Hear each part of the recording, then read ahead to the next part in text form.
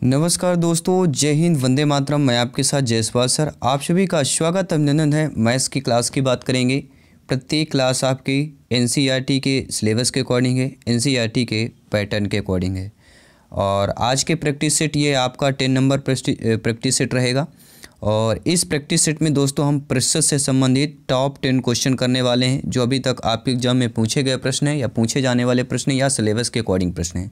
क्योंकि प्रतिशत से एक प्रश्न जरूर आता है, तो ये 10 प्रश्नों में से आपके जो प्रतिशत के टॉपिक रहेंगे वह क्लियर हो जाएंगे। और इसके पिछले प्रैक्टिस सेट देखने के लिए आई बटन पर लिंक मिलेगा। सारे प्रैक्टिस सेट आप लोग देख सकते हैं। प्रत्येक प्रैक्टिस सेट, प्रत्येक क्लास फ्री ऑफ कॉस्ट है, कोई कॉस्ट नहीं है, क्योंकि राष्ट्र हित में टीटी फैमिली है, शिक्षकों का परिवार है, आपका परिवार है। बात करेंगे साथियों शिक्षकों के परिवार जयसवाल कोचिंग सेंटर पर, पावर्ड बाई शिक्षा ही प्रकाश है। मैथ्स की क्लास की शुरुआत करने से पहले रफ पेन कापी लेके ज़रूर बैठें और साथ साथ आप लोग भी प्रैक्टिस करते जाएं, सॉल्व करते जाएं। पहला प्रश्न है साथियों, पेट्रोल की कीमत जैसे डीजल की कीमत बढ़ रही है, इससे एक प्रश्न जरूर आ जाता है। और अभी जो सीटेट के एग्जाम है इससे रिलेटेड जो है प्रश्न आया हुआ है। तो पेट्रोल की कीमत 25% की दर से बढ़ जाती है। पेट्रोल खर्च ना करना पड़े, इसके लिए यात्रा में कटौती कितनी करनी पड़ेगी? सभी लोग कमेंट करें। अगर आपसे ये प्रश्न आता है, केवल 2 लाइन का ये प्रश्न है, तो यात्रा में कटौती प्रतिशत बराबर हमारा क्या जाएगा? यात्रा में कटौती प्रतिशत बराबर 25% की दर से बढ़ता है ना, ध्यान दीजिएगा। तो 25 प्लस बढ़ रहा है तो 100 प्लस 25 नीचे कर दीजिए, मल्टीप्लिकेशन 100 कर दीजिए। बस इतना फार्मूला है, ठीक है। 25% की दर से बढ़ जाता है तो 25/100 प्लस 25 पर कर लीजिए, क्योंकि दर बढ़ रहा है। तो इसका करेंगे 25 बटे, इसको जोड़ेंगे 125 हो जाएगा। तो 25/125 गुणे 100 हो जाएगा। और आप जानते हैं 25 से कम 25, 25 पंचे 125, 5 से कम 5, 20 पंचे 100, तो 20 आ गया। अर्थात 20% की बात करेंगे। अर्थात पेट्रोल की कीमत 25% की दर से बढ़ जाती है तो पेट्रोल खर्च ना करना पड़े, इसके लिए यात्रा में कितनी कटौती करनी पड़ेगी? 20% की दो यात्रा में कटौती करनी पड़ेगी। अभी भी नहीं समझ में आ रहा तो ये आपको लिखा हुआ आप लोग आसानी से समझ सकते हैं। आराम से समझेंगे, कोशिश करेंगे प्रत्येक प्रश्न को अच्छे तरीके से समझने की। 0.02 मान बराबर होगा 0.025 जो मान है किसके बराबर होगा? Option number ABCD। सभी लोग कमेंट कीजिएगा। और प्रतिशत में इस टाइप के प्रश्न ज़्यादातर पूछे जाते हैं। तो आपको करना क्या है, देखिए 0.025 प्रतिशत का है तो गुणे 100% कर लीजिए। और 0.025 को हम क्या लिख सकते हैं? 25/1000 लिखेंगे, क्योंकि दशमलव कितना है, दशमलव के बाद 3 अंक है, तो दशमलव हटाने के लिए हमें 3 जीरो नीचे करने पड़ेंगे। और बटे में आपका 100% है ही है, तो 2 जीरो से 2 जीरो ये कट जाएंगे, एक बचेगा, 25/10% बचेगा। तो क्या हम ये 2.5% इसको लिख सकते हैं? ठीक है, जब हम दशमलव को बटे में दशमलव हटा सकते हैं, दशमलव ला भी सकते हैं। ठीक है, 25/10 को हम क्या लिख सकते हैं? 2.5 लिख सकते हैं और प्रतिशत में आ जाएगा। अर्थात यहाँ पर हमारा सी ऑप्शन सही हो जाएगा। अभी भी नहीं समझ में आया, ये आपका लिखा हुआ है आसानी से, इसलिए लिख कर लाते हैं तो आप लोग किसी भी टाइप से समझ सकें, क्योंकि सिलेक्शन यहाँ पे सरों पर ही है। और मैथ्स में बेहतरीन लाना है। कंसेप्ट के 15 प्रश्न रहेंगे प्लस 15 पेडागोजी के प्रश्न रहेंगे। तो 15 में से कंसेप्ट में आपको 12+ जरूर स्कोर कर जाएंगे। प्रत्येक प्रैक्टिस सेट आप लोग जरूर अटेंड कीजिएगा। साथियों, एक व्यक्ति ने एक साइकिल जो है 1935 में 10% लाभ पर बेची, तो उसने वह साइकिल कितने रुपए में खरीदी? अर्थात हमें क्या निकालना है? क्रय मूल्य निकालना है। प्रतिशत वाला ये सवाल है, ध्यान दीजिएगा। माना कि साइकिल का क्रय मूल्य जो है x रुपये है, ध्यान दीजिए कितने रुपए है? x रुपये है। तो बराबर क्या आ जाएगा? x गुणे 110/100 बराबर कितना है? ध्यान दीजिएगा, बराबर यहाँ पे 1935 नहीं 935 है, ध्यान दीजिएगा। ठीक है, 1935 नहीं है, 935 है, क्योंकि 935 के अकॉर्डिंग ऑप्शन बनाए गए हैं। तो 935 का थी। अर्थात ए व्यक्ति ने साइकिल 935 में 10% लाभ पर बेची, तो उसने वह साइकिल कितने रुपए में खरीदी थी?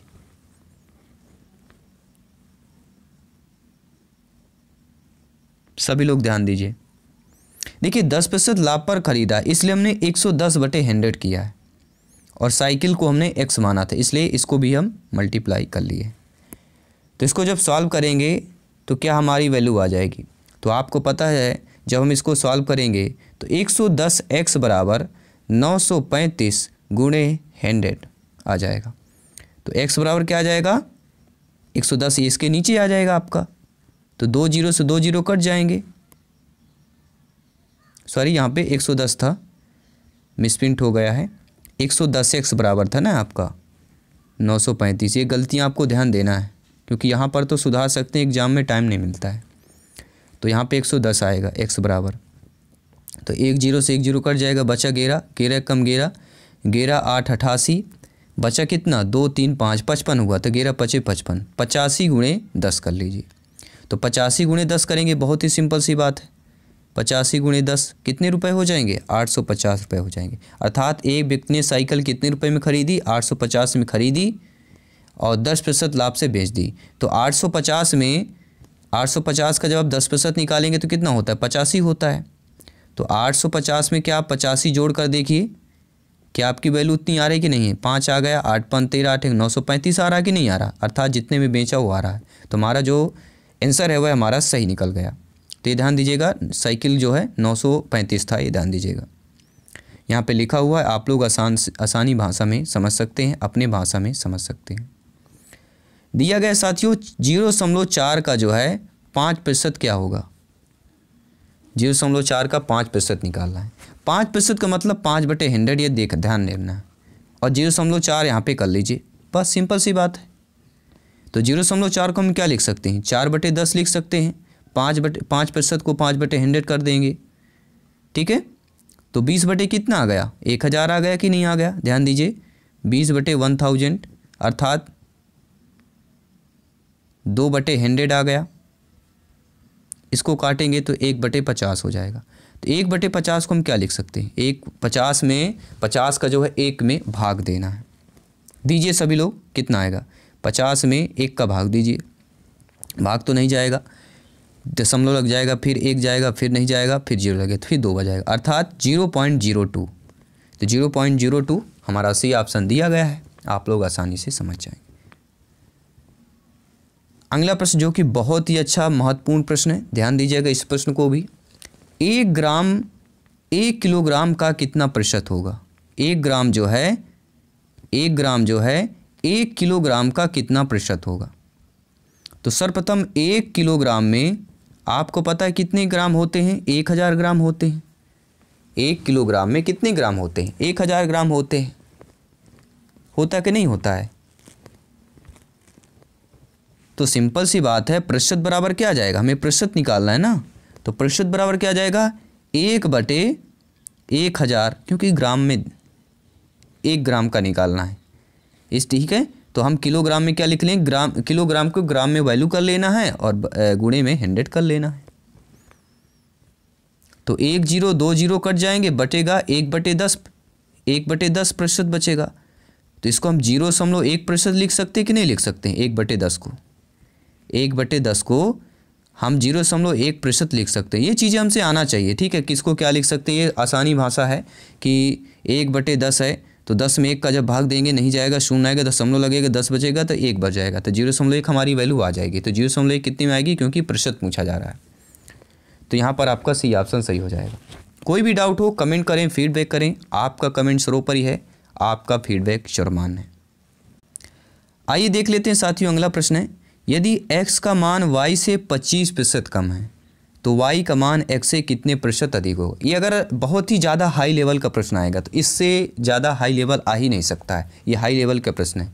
तो 2-3 प्रश्न हाई लेवल के भी करेंगे, कुछ मिडिल लेवल के, कुछ लो लेवल के, इसलिए 10 प्रश्न लेकर आते हैं जो हर कैटेगरी के प्रश्न रहे, क्योंकि हमें नहीं पता एग्जाम में किस कैटेगरी का किस लेवल का प्रश्न आपके पेपर पर आ जाता है, इसलिए पूरी तैयारी कर रहे हैं, सिलेक्शन की तैयारी चल रही।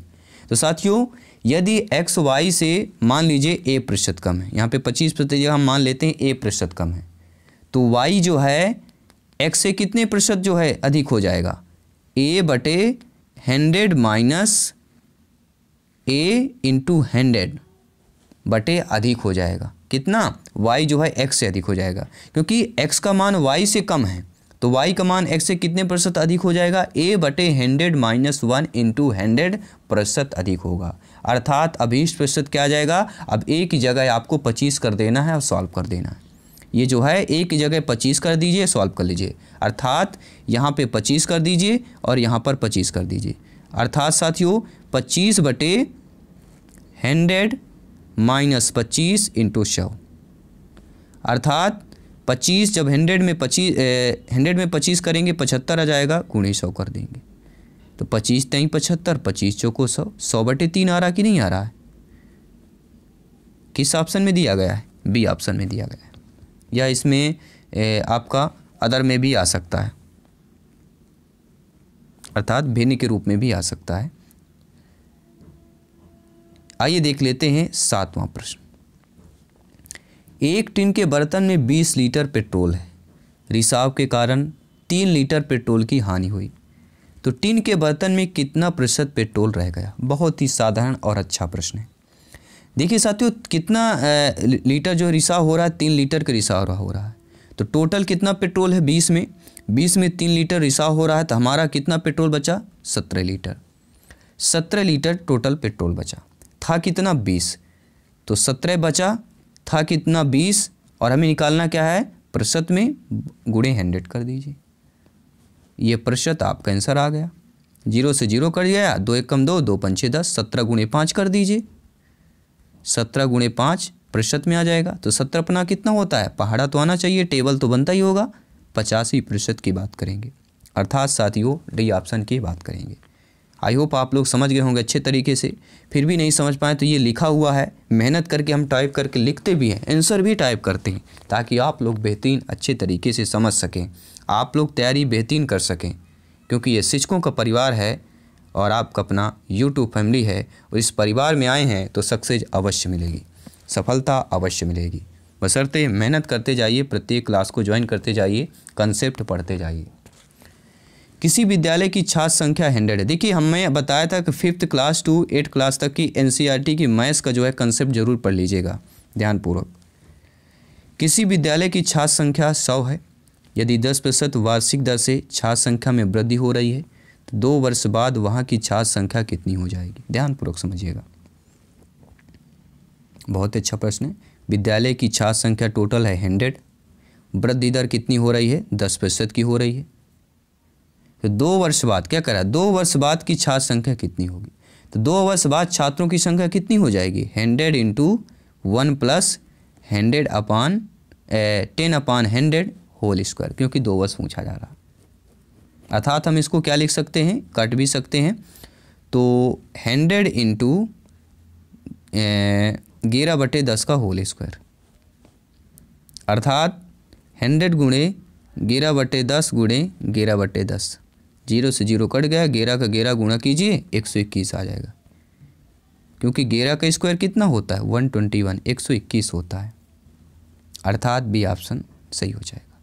फिर भी नहीं समझ में आया तो ये सारा कुछ मटेरियल आपका लिखा हुआ है साथियों, समझिए जिस टाइप से आप लोग समझ सके हम कोशिश करते हैं। और ये क्वेश्चन थोड़ा टफ है, इस क्वेश्चन थोड़ा बड़ा भी है, तो ध्यानपूर्वक समझिएगा। किसी संस्था में सदस्यों की संख्या 2500 है, यदि संख्या पहले वर्ष में 10% बढ़ती है, दूसरे वर्ष में 10% घट जाती है, तो 2 वर्षों के बाद सदस्यों की संख्या में कितनी वृद्धि या कमी होगी। आइए सॉल्व कर लेते हैं, इस क्वेश्चन को सॉल्व करते हैं, ध्यानपूर्वक देखिएगा। सी ऑप्शन आप लोग आंसर देख पा रहे हैं, 25 सदस्यों कमी होगी, लेकिन कैसे होगी। देखिए प्रथम वर्ष के उपरांत जनसंख्या में वृद्धि बराबर आपको करना क्या है 2500 × 10/100, क्योंकि 10% की प्रथम संख्या क्या हो बढ़ोतरी होती है, तो इसकी जब सॉल्व करेंगे तो 25 दहम 250 आ जाएगा। फिर इसके बाद लिखिए द्वितीय वर्ष उपरांत, अतः जनसंख्या 1 वर्ष उपरांत, 1 वर्ष हमने निकाल लिया, तो द्वितीय वर्ष उपरांत, तो इसके जो बाद जो है 1 वर्ष हो जाएगा, अर्थात 2500 में क्या हो जाएगा 250 को हम प्लस कर देंगे, तो कितना हो जाएगा 2700, आपका 25 2 2750 आ जाएगा। ठीक है, अब ध्यान दीजिए हमारी पहली जो वैल्यू आई थी ये आई 2 वर्षों में 2750 निकल के आ गई, इसमें हमें क्या घटाना पड़ेगा ना, क्योंकि 2 वर्षों के बाद यहाँ पे 10% घट भी रहा है ना, ये भी दिया रहा है। तो 10% जो बढ़ा था, 10% जो घटेगा, अब 2750 गुणे 10/100, इसको माइनस कर लेंगे। तो 1010 कितना बचा, ध्यान दीजिए। जब इसको सॉल्व करेंगे कितना बचा आपका 275, यहाँ पे माइनस कर दीजिए। 10 में 5 गया 5, 14 में 7 गया 7, 6 में 2 गया 4, और ये 2475 आ जाएगा। आ गया कि नहीं, 2475 टोटल आया। अतः 2 वर्षों के 50 जनसंख्या में वृद्धि या कमी कितनी हो जाएगी, 2500 माइनस 2475, कितनी वैल्यू आ जाएगी, टोटल हमारी 25 आएगी।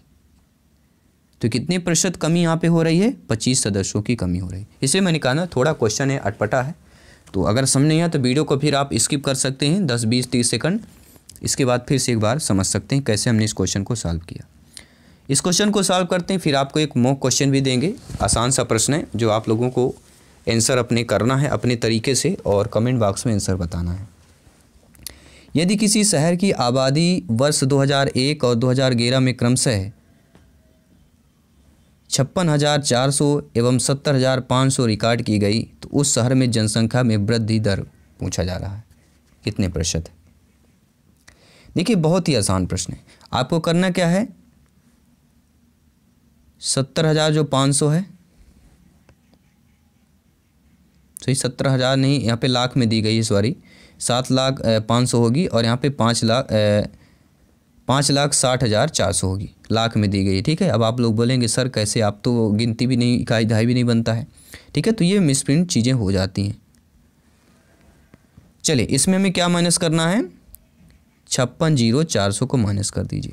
जब इतना आप टोटल माइनस करेंगे आपकी वैल्यू कितनी आएगी, 140 एंड 100, 1,40,100। तो प्रतिशत वृद्धि निकालेंगे, इसका कितना आ जाएगा, प्रतिशत वृद्धि बराबर 1,40,100 100 अपान टोटल 65,400 मल्टीप्लिकेशन 100। बस सॉल्व कर लीजिए, बहुत ही आसान है। टोटल बता देता हूँ, 0 से 0 कटेगा, इसको काटेंगे, टोटल 25% आ जाएगा, अर्थात आप लोगों का डी ऑप्शन सही हो जाएगा। अब बात कर लेते हैं आज के मॉक क्वेश्चन की। यदि x के x प्रतिशत का मान 36 है तो x की वैल्यू क्या होगी। यदि x के जो है x प्रतिशत का मान 36 है, यदि x के x प्रतिशत का मान 36 है तो x की वैल्यू बताना है, 45, 50, 60, 75। होमवर्क में दिया गया है, अगर आप लोग सॉल्व नहीं कर पाते हैं तो बताइएगा, हम आपको कमेंट बॉक्स में बता दिया जाएगा आपको क्वेश्चन। ठीक है, आई होप आप लोग अच्छे तरीके से समझ पाए होंगे, और टॉप 10 क्वेश्चनों में से आपका फीडबैक क्या है ज़रूर कमेंट कीजिएगा, और मॉक क्वेश्चन को अच्छे तरीके से घर में सॉल्व कीजिए, अपने तरीके से समझिए कि अगर ये प्रश्न आ गया एग्जाम में तो आप लोग कैसे सॉल्व करेंगे, कितने अच्छे तरीके से सॉल्व करेंगे, कितने कम समय में सॉल्व करेंगे। तो चलिए बहुत ही महत्वपूर्ण प्रैक्टिस सेट था, आप लोगों का फीडबैक ही बहुत ही अच्छा मिला। मैं आपके साथ जायसवाल सर, जल्दी मिलते हैं नेक्स्ट क्लास पर। सभी मित्रों को जय हिंद, वंदे मातरम, धन्यवाद सभी का।